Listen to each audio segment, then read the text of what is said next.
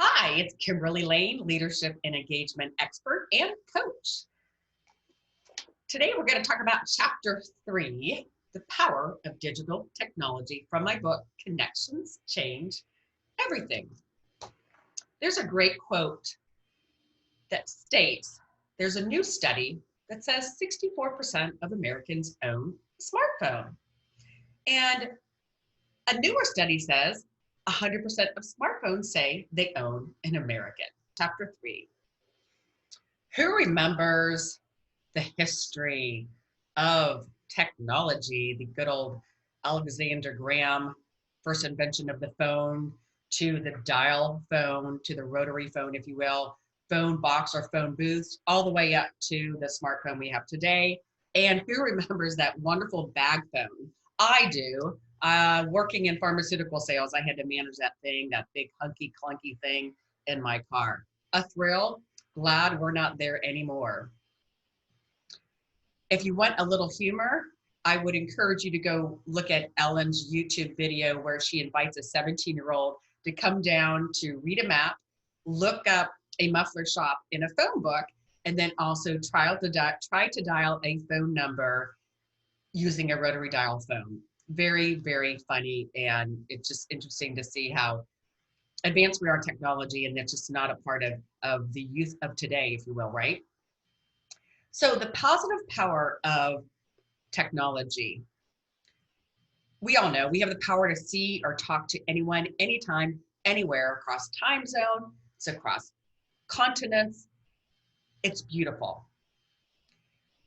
During the coronavirus pandemic, we're able to have, thank goodness, virtual remote meetings through Zoom, WebEx, FaceTime, anything to allow us to chat and to visually see and communicate with others from a virtual setting. Powerful. And because of that, we've been able to not only have sales meetings, client meetings, town halls, but also weddings, birthday parties, graduations, and family celebrations. It's been a positive power and a positive impact. Imagine if we didn't have this technology during this time. It would be just miserable. What about the negative power? 1986 to the year 2000, the CDC states that the suicide rate was slowly declining. However, then from 2000 to 2014, it also states that the suicide rate rose 24% and is now approaching a 30-year high.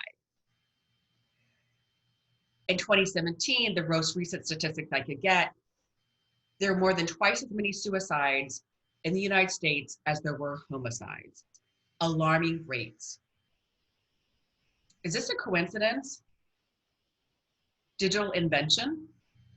Around 92 was when the World Wide Web was invented and really became robust and a resource for information, communication, and access by 2000. And then from 2000 to 2014, mobile phone subscriptions exponentially increased to over 5 billion. The same time period, we saw that mega 24% substantial exponential increase in suicide. Coincidence? I don't think so. 1996 was Nokia had the first device with the internet capability, and we all know the wonderful smartphone came out in 2007. So there's this trend to when the web became available, the internet became available, and their smartphone use, to this higher incidence of suicide, depression, anxiety. The psychological impact.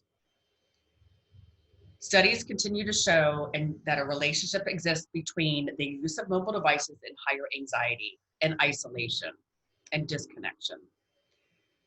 Every time we hear a ding, a chime, a tweet, it's like a dopamine fix. It's like the shot of dopamine.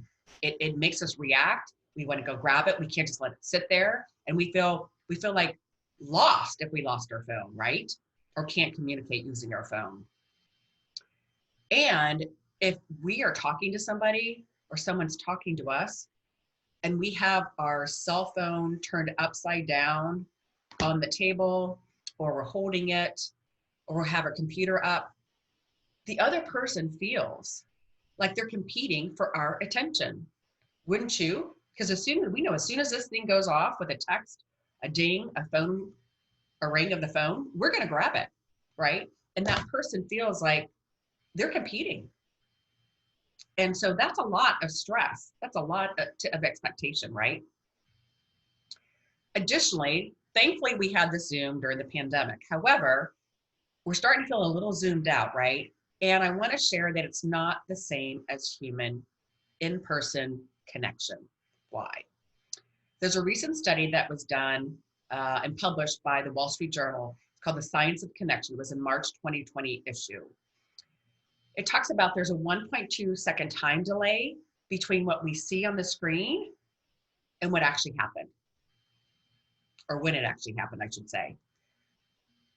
And it's exhausting because as we're talking, we're throwing our energy into an inanimate object, and we're not getting that back as if when we were in person and having dialogue. Additionally, it takes a huge amount of concentration for us to sit there and focus on what somebody's trying to say or what somebody's saying because we're trying to read their lips because of volume or just managing all the different people on the Zoom. Additionally, we miss those nonverbal exchanges that happen in real time that really help us bond in person.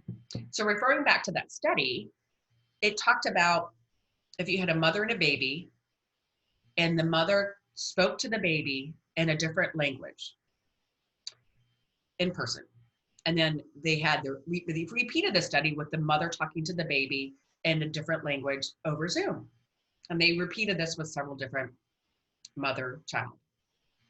At the end of the study, the babies that were in person with their mother, speaking a different language, they learned the new language versus those over Zoom learned absolutely nothing. That's the impact of being in person, all that nonverbal energy that we just take for granted. So choosing digital interaction over human connection. Why? Texting and emailing, it's a logical action, and it's a digital interaction that's absent of any emotion.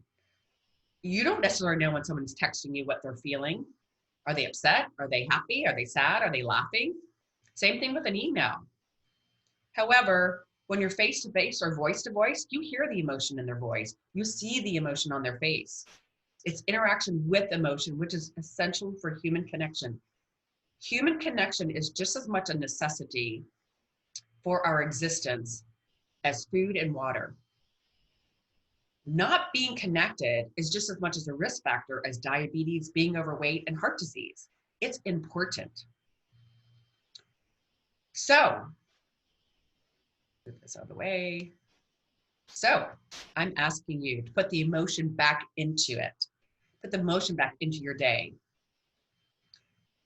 Don't text me or email me. Pick up the phone and call me. It would be wonderful to hear your voice. And I'm sure your mom would love to hear your voice. Stop texting her. So that leads me to the next conversation. When should I use one versus the other, Kimberly? When should I use digital versus when should I use human connection? Here's a brief way to kind of discern. If you're trying to communicate an idea, hey, let's meet for lunch, or it's more or less setting up an agenda. Can we meet for lunch? Did you get my email? I sent my PowerPoint over. How you doing? Good morning, good night, checking in. It's more objective with a purpose, really, exchanging information, sending information. And it's really purely data-driven. Time to get together, confirm a meeting, I'll be 5 minutes late, did you get my response, etc. Versus human connection, you pick up the phone and call somebody or see them in person if you're really trying to build a relationship with an employee, with a client, with another person. Sharing a human experience together, whether it's over coffee or a meal, taking a walk, but in person, there's an energy exchange, there's an emotion exchange that isn't happening when you do it digitally. If you're sharing a sensitive or an emotional conversation about someone is upset, you're not going to have a conversation over text if someone's upset about something, personally or professionally. You know, to break up with somebody over text, not very human. You know, you wouldn't be, unfortunately, having HR issues over text. You'd be having them in person. as best you can, or at least over a Zoom meeting, or at least over a phone call, right? It's sensitive and emotional, and you want to be able to read that other person and to connect with them during that time and to be sensitive to what they're experiencing. If you're having a lengthy discussion, no one wants to read a chapter of a book on a text. Pick up the phone, meet somebody in person.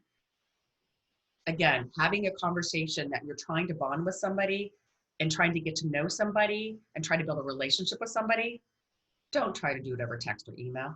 Pick up the phone or meet them in person. Technology in its place in business. I like to introduce the mobile-free meeting. You might have an hour meeting, but make it 45 minutes. And of course, people don't bring their mobile device or smartphone to the meeting, or they put it in a basket when they first enter. So the meeting is there for 45 minutes to really foster collaboration, creativity, for people to pay attention. Have your discussion, and then give them 15 minutes at the end of that hour to take their mobile device and to answer any texts, emails, or whatever they need to do. So this way they feel like they're not deprived of the use of their phone, but they're also able to pay attention during that 45-minute session.